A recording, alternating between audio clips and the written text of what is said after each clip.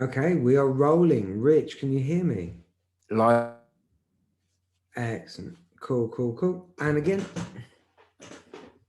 Mic check 1 2. mic check 3 4. So this is going to be the second series of Bring the Noise, and we've changed the format a little bit. Previously, it was an audio only podcast, and now we're going to try and do it with some vision. And at Rich's request, I'm catching up with him after an initial break, which I think has been about 5 years. Well, Yeah, how are you doing, Rich?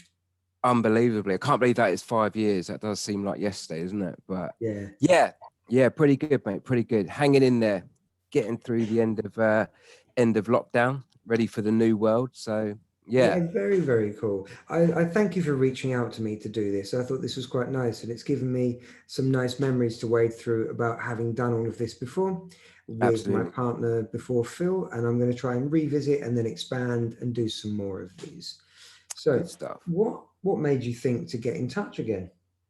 Um, yeah, I kind of heard the original one that we did a little while ago, and yeah, I thought it came out pretty well. So it was, yeah, just a case of sort of bringing getting on the same page in terms of where we are and kind of what's gone on during that time. And yeah, there's probably quite a lot to catch up on, to be honest. So For yeah, sure. I thought now would be a good time to do that. For those of you out there in La La Land, the first podcast touched upon Rich's and other people's first spark and first musical moment, the first thing of how music got into your life, and then the journey that that took you on. So, in a bit of a short summary for anyone who's not heard of you before, Rich, what is your life musically? What are you into? Sure. So musically, I'm still doing the DJ thing in terms of Winchester Collective is still there.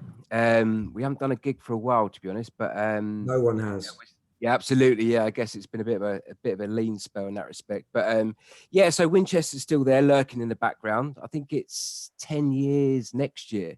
So I'm hoping we'll have a big shindig for that. So yeah, I mean DJ wise, I've been doing quite a lot of solo stuff now in terms of sort of regular gigs in and around town. So that's been going pretty well. Craig's actually in China. No, no. Yeah, he's over in China. And Colin sort of semi-retired, but as I say, I'm hoping we can all get together for a bit of a shindig next year, hopefully.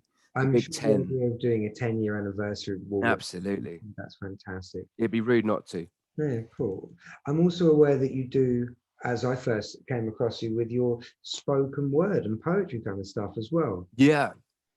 Yeah, that's going pretty well. I've been harping on about this book for quite some time now, but I pretty much got um my first book of sort of poetry and rants and rambles sort of ready to go. I'm pretty much, I don't know, maybe sort of 95% done with that, but it's kind of that last 5% just to get it over the line in terms of editing and sort of getting the last bits and pieces done. So yeah, I'm just working on that last 5% now to hopefully sort of launch that at some point this year. Well, it always takes a little bit longer than you think to get something finished, and people say the hardest parts are starting and actually knowing how to finish something. So, Absolutely. what was the impetus behind this? Because I really like the fact that you do spoken word and poetry, an art form that Sure. you enjoy, but it doesn't seem like a lot of people currently do.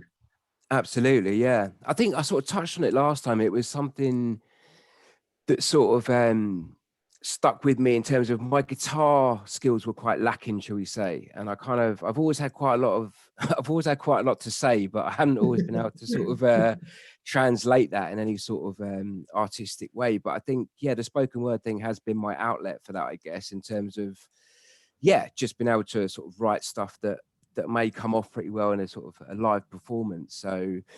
So yeah, that was it really. And so the book is pretty much a history. So I think it's about 10 years actually. Sort of all the Yeah. stuff I've written up to that point. Yeah. So this book's going to be a bit of a line in the sand. And yeah, that was that 10-year period. So yeah, Yes. that's the Uh, plan. And by the time I've finished this and edited this and put it all together, I'm hoping that the book will either be out or almost out, and you can send Hopefully. us some links or you can let us know how we can get hold of that kind of thing, which I'll put in Absolutely. the show notes. That would be very, very cool. That'd be Perhaps good. later you might be kind enough to give us a little piece from it as well. Absolutely. if you feel like it as well. Absolutely. But Well, then, right now, we'll come back to that, Matt. I've got one that I might be able to drop in. So, yeah, to be continued. as that works for you, mate. So Yeah. we're also, in case the date is not clear, we're also talking about this on the 16th of April, which is still very much in the global pandemic. We're still talking about this during Corona times. So how has the last year been for you? I realize that's a big question. Sure. It's been an interesting one.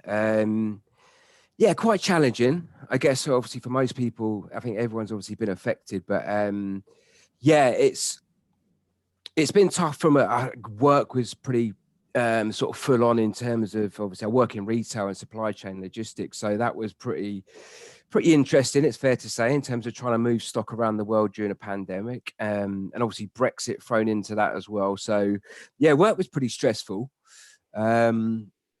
I think outside of that, personally, yeah, I have missed the interaction, it's fair to say, in terms of, yeah, just being able to go out and obviously do the things I used to do. But yeah, as I mentioned earlier, it's kind of strange now, sort of what the new world's going to look like, and maybe a little bit of anxiety around that in terms of, yeah, what does that look like, and how things are going to progress. So yeah, it's going to be interesting. As we go into the second year of this, my thoughts have changed from um, how quickly can we get back to normal to will everything go back to normal, or will it be a new Absolutely. world that we're walking into? Maybe not something quite that lofty, but we'll see. Yeah. Especially when Yeah. it comes to like live music gigs and that kind of thing. It's been so long since I've been to a concert, whereas I Absolutely. 2 or 3 like a week that I'd crawl over my own poor mother to go to a concert at the moment. Absolutely. Yeah. Yeah. What's it like at the moment, Max? I know obviously you're still quite involved with Club 85. I can see they've sort of announced quite a few shows. Is that sort of progressing well? You've had some interest? Yeah, Club 85 has weathered the storm, is through the worst of it, but we're still not Brilliant. open yet, but we're going to be. And we've got gigs coming thick and fast after rescheduling gigs to another date and then another Sure. date. Now we actually, fingers crossed, it's all going to open and we expect to be doing like a really good trade. There's loads of big gigs, loads of tickets. So it's just a case of everyone buying tickets and hopefully just coming along and being very grateful for it. Actually, thinking about it, Absolutely. we did do like a fundraising campaign to get some money from people to keep the wolves from the door. And it was Yeah. amazing. It was such a success. And there was all of these different people performing during lockdown. We were doing a lot of different stuff on Friday nights. And when I think about that now, that already feels like a really long time ago. So Yeah. that is how long Club 85 has been closed. Wow. Yeah. I think literally my last gig was actually at Club 85 last March with Oasis. And we kind of knew at that point that it was going to be, that was probably going to be the last one for a while. I didn't appreciate it was going to be a year, but yeah, it was pretty much a year since my last gig, to be honest. Mm. So But then you're still managing to do bits and pieces musically. yeah. So I think my next official show is the Alex Francis one in July. So that's my next gig, sort of officially. I've got a few gigs booked in with Oasis later on in the year. I think we're doing Electric Ballroom hopefully a bit later on in the year, so that'd be good.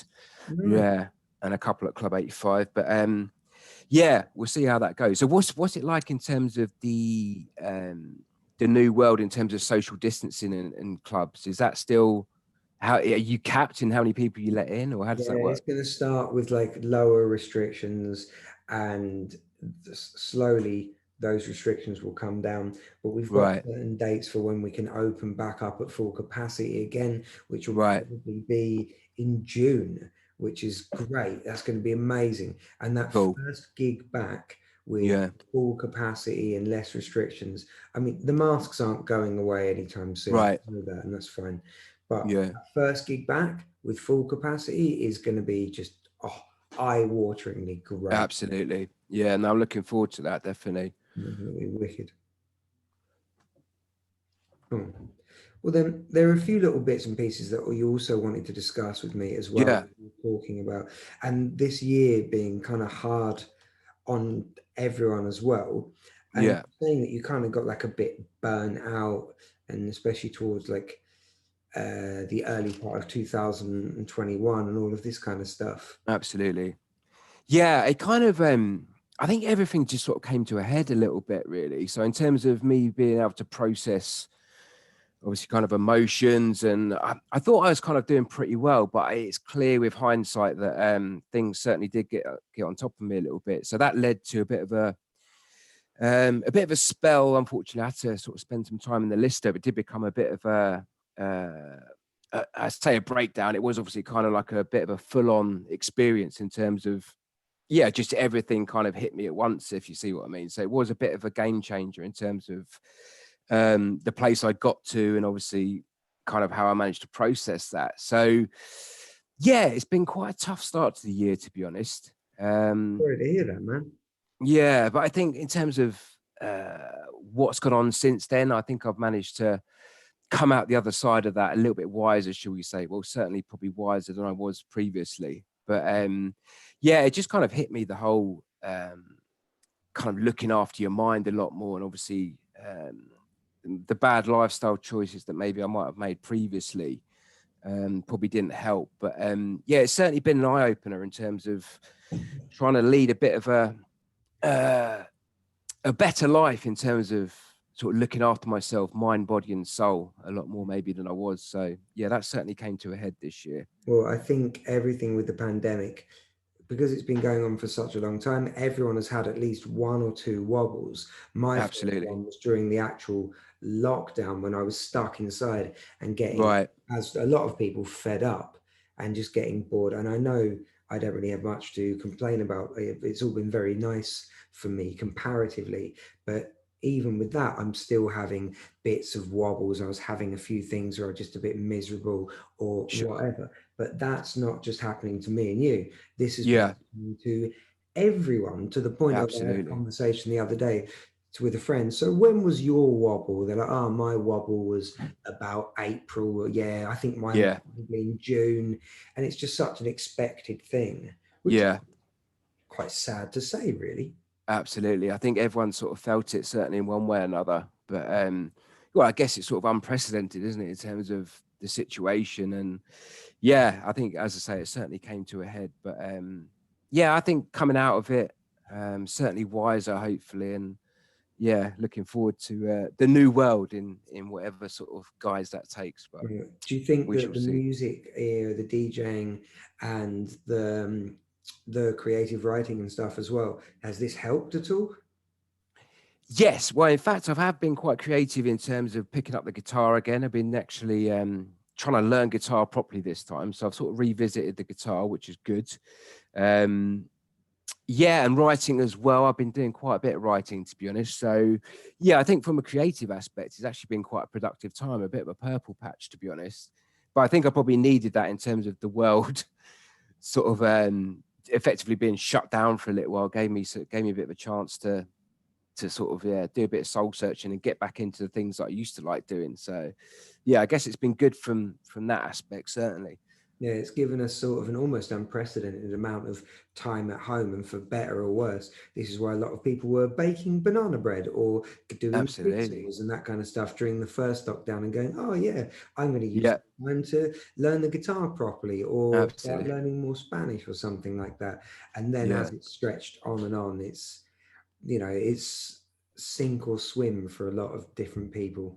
absolutely. Yeah. Have you managed to pick up any new skills, Matt, during lockdown, or? Well, because I was working throughout all of mine, so I was working online.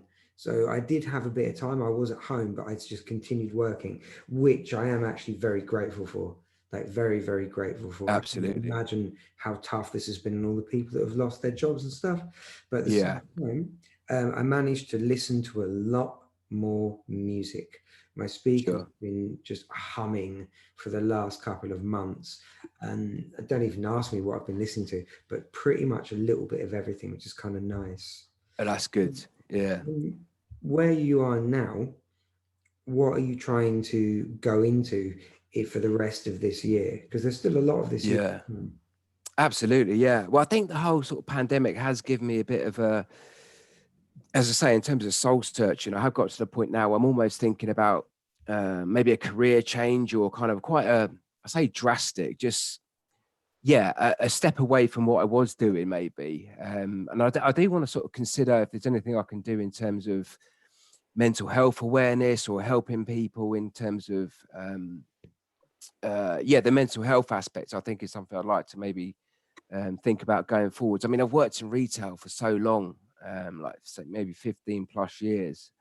Yeah, and I've kind of got to that point now where I'm sort of looking at that and thinking, yeah, it might be time for a change. I think the old adage that a change is as good as a rest, and if you're asking yourself to try and Yeah, find a change, I think it's a good idea, man. Can't lose yeah.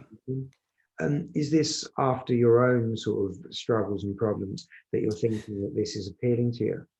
Yeah, I think so. Yeah, it was it was a bit of an awakening of sorts where I've just kind of looked at what I've done. And obviously, in terms of fulfillment, maybe what I have been pursuing hasn't obviously fulfilled me. And I'm now sort of 42 years of age, and I'm thinking maybe there is another path, shall we say, rather than just obviously sticking to that office-based job and getting beaten with a big stick by the man every day. It's kind of yeah, I do feel it's time for a change in that respect, you know. Yeah, I do hear you. I do hear. And I think if you're telling yourself this, then obviously with everything, this has been a big wake up call for people, and you're trying Yeah, to go into the new world, as we keep saying. So trying to do something better, this has been a good time for soul searching, wanting to change people, wanting to change. I saw a thing about how the divorce rates and stuff had been going sky high with lots of people yeah, forced to spend time at home and going, no, this isn't actually what I want. I'm going to do something about this, as well as a lot of people quitting their jobs.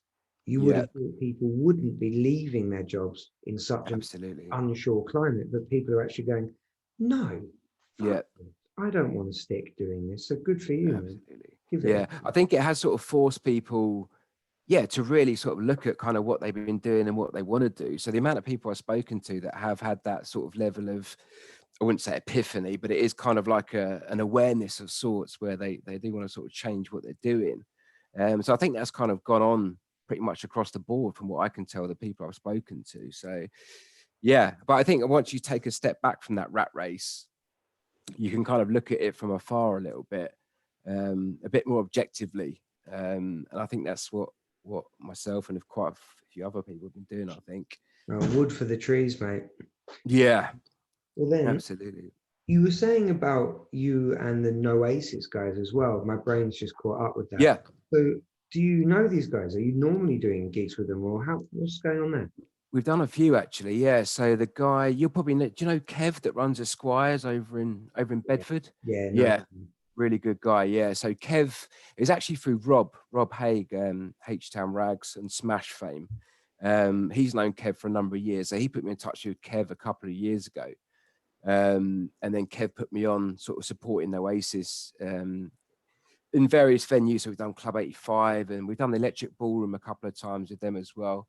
Been over to Oxford as well. So I've done quite a few gigs with Oasis. But I had no yeah, idea. no, they're really good lads actually, really good. So yeah, as I say, I'm quite enjoying those ones at the moment. Sort of when the gigs resume. But yeah, it's good fun. It's good fun. Is it awful that I don't like Oasis? Is it awful that I consider them to be? We've had this last time because I remember you saying that you weren't actually sort of you weren't a Dylan fan either, Matt. So it's amazing that we're actually pals, to be Actually, honest. yeah, the Dylan thing is not the oh I don't like him. It's the fact that I Yeah, just never got into it. And a yeah, I couple of remember you things of saying. his like Maggie's Farm, don't Yeah, yeah. particularly enjoy. Having said that, I reckon that Oasis are possibly the world's most overrated band. And I'm sure there are people who are going to be listening and just going, "Oh, shut up, Matt." But they No, are. it is. It is one of those things, isn't it? I think you. I don't know. Do you love them or hate them? I think there is. Yeah, I think No, there no, is. I hate them. I wish to be very Really, wow. I really wish to be clear about this. They, they completely have my disrespect, and not just Right. they're a bad band, but it's just overplayed and overdone. Yeah. And So then let's delve into that, Matt. So what is it specifically that is it the Liam thing? Is it like the attitude or is it the poor? it's not even the attitude, although No. that comes across as very fake to me. It comes across as like a bit of a fake thing. Having said that, I like a lot of bands who wear makeup and dress up and like the Alice Coopers of the world. So Sure, yeah. that's just hypocritical. But Yeah. then basically they take up space that could be used by other bands. And Right. specifically, you'll stand when I walk into a pub and they play Wonderwall. I think years ago, fine, but now Yeah. I feel like I'm just haunted by that song, and Yeah. I would just like to hear something else. That's all. Absolutely. No, I'm with you on that, Matt. To be honest, yeah, I've never been a fan of that song. And to be fair, I would actually skip that if it came on my iPod. So yeah, it's not one of my favorites certainly. And, But but this is where like the intellectual part of music and the emotional part diverge, because if I was at an Oasis gig with 300 or 400 yeah, people and I was a little bit, had a few shandies. Yeah. a few Chardonnays, and Mm, put that song on, would yeah. would I sing or would I stand there with my arms crossed? I think you would, Matt. What do Yeah, I think certain songs like "Don't Look Back in Anger," for example, that used to be one of my sort of songs that I drop at the end of the night. And I think that's in people's DNA. That song, it's become a thing, you know. yeah, So yeah, I do think, yeah, they've certainly played their part in sort of British music and culture, they I have guess. written some massive anthems. They do have Yeah, the moments. It's great. But I think the first problem for me was that whole uh, manufactured rivalry between Blur and Oasis, and it yeah, that was pretty lame. Yeah, have you seen the Alan McGee film that's out at the moment? You know, the guy from Creation Records that signed Oasis. Really good, excellent film. So it's the guy. There's an interesting story behind that actually. So the guy Alan McGee who ran Creation Records, he's the guy that signed Oasis. And the story behind that goes, he was in, I think it's Scotland. They played somewhere in Scotland. It's one of their sort of early gigs.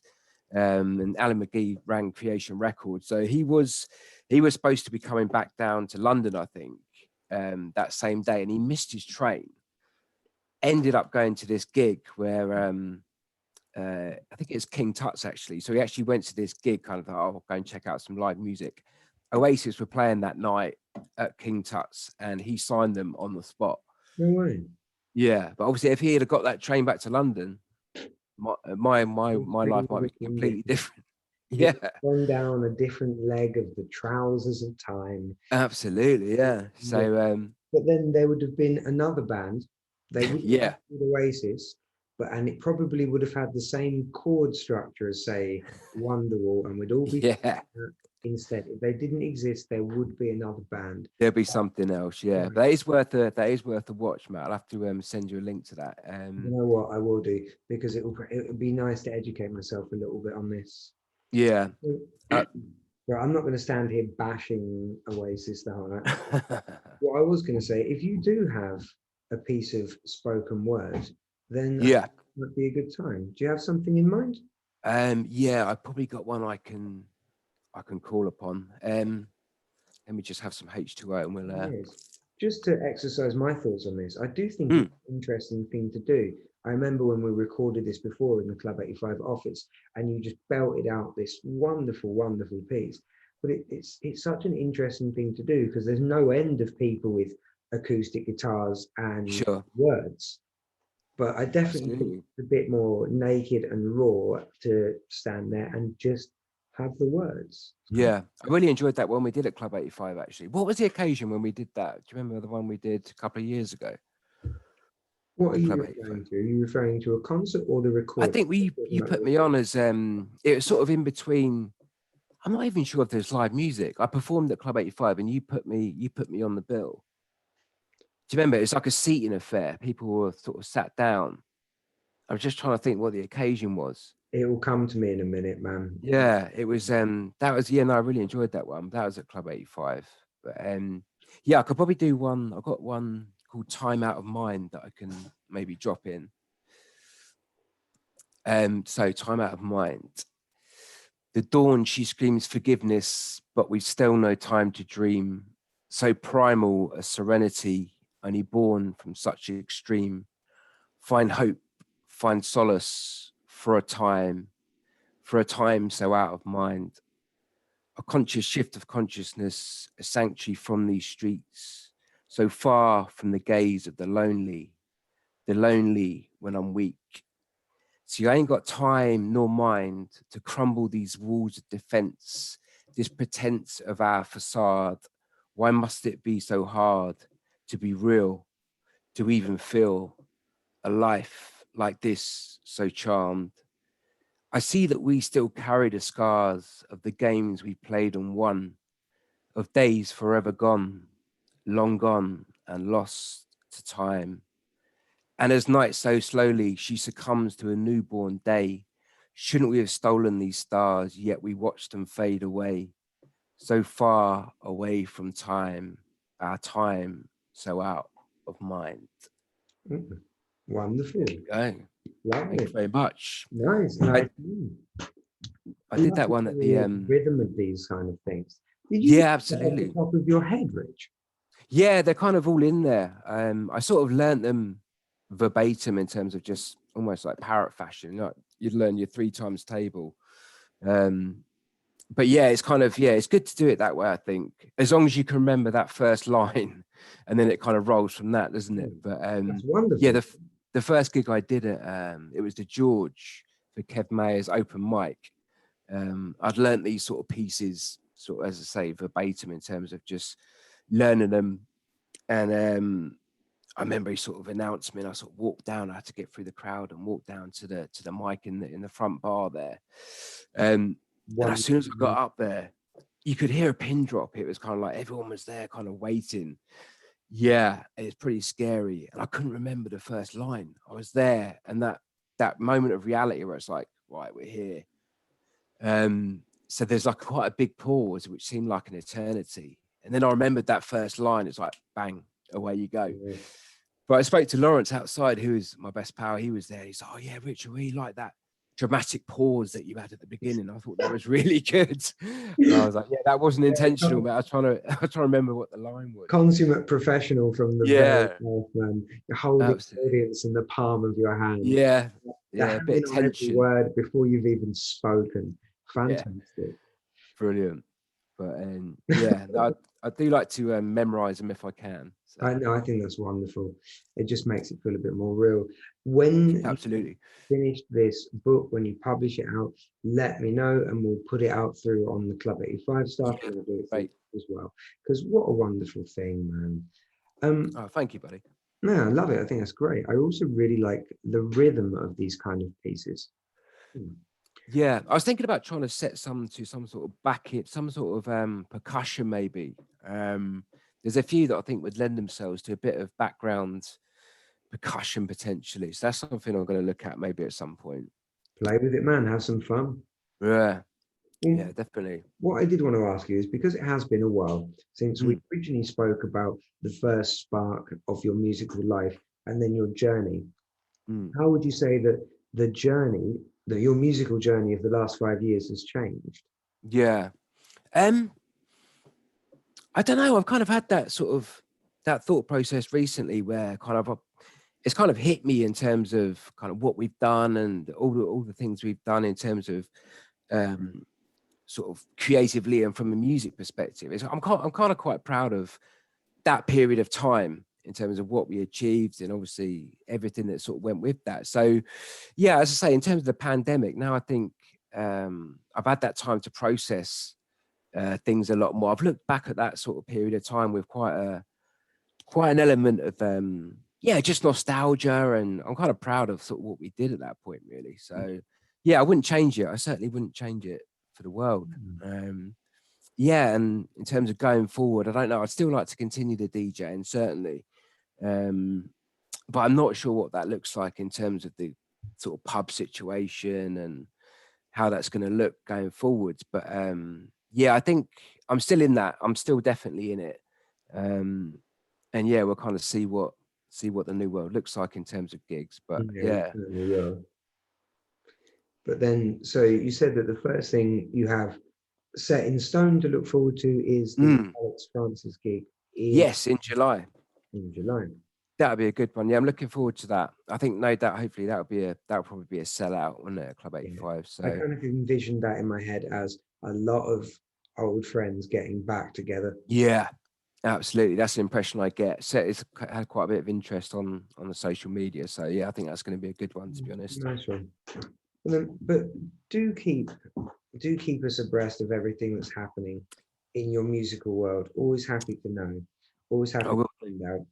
Um, and especially once you've managed to publish and send out this collection of poetry, Yeah, spoken word, that kind of thing. Like I say, it's absolutely. something particularly. It's very interesting to me that you DJ and you DJ a lot of like indie mod and that kind of stuff, and you do spoken word. Like, Yeah, really like that you have these two quite yeah. guys. I think And that's quite a mixed up kid, to be fair. Yeah, I've actually got 3 different Instagram pages, Matt. So that kind of shows you. I've got one for my creative writing, one for me, and then one for the Winchester. So yeah, nice. there's a few different kind of personas within that. But Mm. yeah, no, it's as I enjoy all those aspects definitely. So yeah, it's all good. I know it's been a bit of a funny old time for you, as you were saying before, but I Mm, hope that you're staying positive about all of this, and hopefully we can do another one of these, but maybe a little bit sooner than in the next 5 years as we start absolutely. approaching 50 sort of thing. Yeah, Yeah, maybe we can give that another go. that'd So be good. what was I going to say? Do keep in touch. Do let us know your thoughts on this. I will I'll do. edit this and post it through.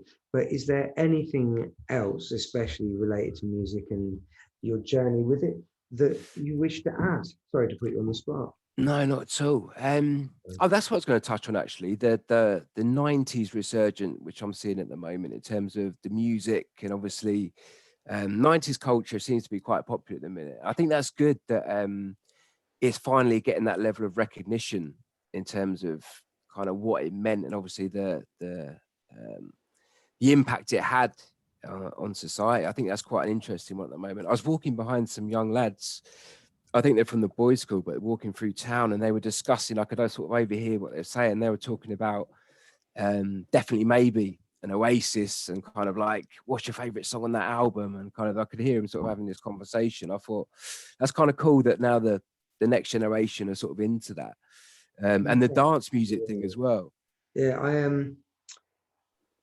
I quite like this thing that we do. Like as society, we look at the something like the 70s, the 80s, the 90s, and once it gets far enough back, Yeah, in time, we cherry pick. I'm sure there's a lot of bad stuff about both like the 80s and 90s, but when you look back, nostalgia often tends to have like rosy tinted glasses. So absolutely. cherry picking all of the good stuff, and we just go back and we just keep hold of it. So yeah, now the 90s, enough time has passed, Yeah, especially for us, because that's the decade we grew up in, to look back absolutely. and be like, ah, this is amazing. Having said that, I've seen, especially where I'm living, a whole bunch of people wearing like the 90s tracksuits, but the colorful sort of tracksuit clothing. And I think Yeah.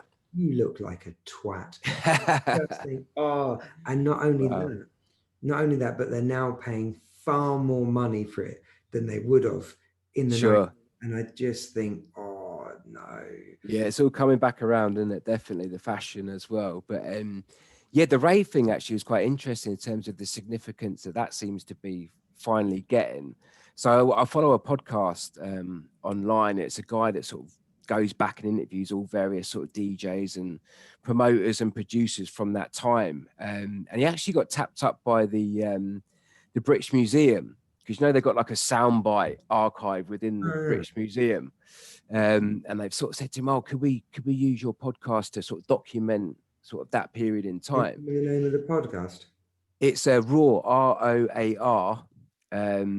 It's worth a look actually. He's the guy that does it. It's kind of really good, and the guests he's had on are pretty good as well. But yeah, so they sort of finally realised, I think, that that is a period in time that sort of should be denoted in terms of its importance, its significance. So I'm sure yeah, they've got something like the Amen break in there as being the birth of yes, faith. They've got absolutely. acid house samples, that kind of thing. Yeah, absolutely. Yeah. Uh, I have to say, if I could go back in time, not even that long ago. But if I could go back in time to the free parties and illegal raves of my youth, I'd be there in a shot. I would Absolutely. love, and I really hope, I don't know for sure, but I suspect that this is still happening, but it's a bit of a different beast. It's Yeah, probably a different flavor, same as it's a different flavor to it was the generation before us. But I really hope absolutely. that within, especially within England, this continues to happen. Yeah. I've seen quite a lot of sort of young kids putting on quite a few sort of raves and stuff at the moment. I mean, obviously during lockdown it's been quite hard, but I think there has been that sort of element of, let's call it rebellion, or just kind of, do you know what I mean, trying to get people together. So I know that, I think, yeah, there is a future in terms of the kids coming out and doing what they want to do. So yeah, I guess it's kind of good to see in terms of, Mate, yeah, the passion's still there. there's nothing else that builds character like driving out in the middle of the night, winding your car windows down, listening out to try and find the music, following the directions on someone's Absolutely. voicemail, and coming into that field and getting kind of fucked up with a whole bunch of Yeah. very big bass drum music.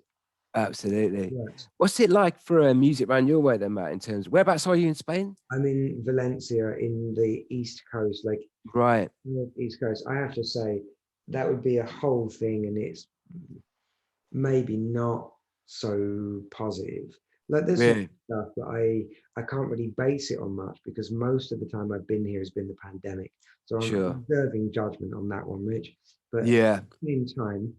at the same time, there's some wicked, wicked record shops. So like Really? slowly growing a little bit of a record collection. I always Cool. stepped away from vinyl before, but my Yeah. friend donated me a turntable and I got one, and then I got another bit of vinyl, and then and now I'm Oh, down, cool. I'm sitting there flicking through the stuff in the shop, going, "Oh, I'm looking at it online." And our mutual friend Matt Sanchez has got me into Oh, it. yeah. So Oh, cool. there goes all of my money, and I don't Yeah. Yeah, absolutely. Yeah. no worries. Excellent. So that's actually a new part of my musical journey, being here in Spain. Um, I'm really hoping because we're going to have concerts starting as well next month. Right. We're Okay, going cool. back to having concerts, not massive things, but anything that comes out, I'm getting tickets to. So Yeah. it's Nice. a decent-sized city that I live in. There are opportunities, but that's Yeah. another new string to my musical bow, having vinyl. And then, of course, you have to listen to it on the wrong speed as well. Absolutely. Really got to Standard. sound Yeah. it up, which is kind of great. The last Excellent. thing I bought was Dub Side of the Moon by Easy All Stars. Okay. Don't think I've heard that. No, like an entire reggae version of Dark Side of the Moon by Pink Floyd.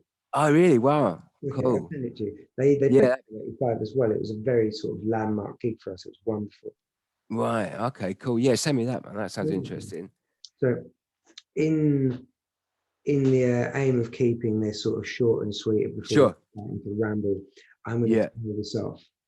But I think we can do this a little bit more of this again. Absolutely. I'd like to do that, mate. Yeah, that'd be good fun. So, Cool. yeah, definitely up for that, buddy. Cool. So then what we'll do is I will have all of your notes and apps and all that kind of stuff. We'll put them in Sure. the show notes. We'll upload it and people can keep in touch with what's going on with you. That'd And be great. I appreciate this. And it's good for me to get back on the horse in terms of doing like a bit of podcasting as well. Yeah, And something I'd like to do because I can always talk to people about music and it's always such a joy for me. absolutely. Yeah. We'll have to try and see if we can upload the first part as well. Part one. I've already Bring put it back up Oh, onto yeah. you can find it on podcast hosts. I will put a link to it with all. Oh, good stuff. Okay. Nice one. No, it's been good fun, Matt. Appreciate it. Pleasure, Rich. Enjoy Nice one, buddy. and You too. look after yourself. See you on the flip side, buddy. See you on the flip side. Nice one, buddy. Cheers. For everyone else who might be listening now, this is Bring the Noise. And if you think you have something to say about how music sort of first touched your life, whether you're a musician or not, then get in touch. Nice one. Good stuff. Thanks, Matt. Cheers, Rich. See you soon.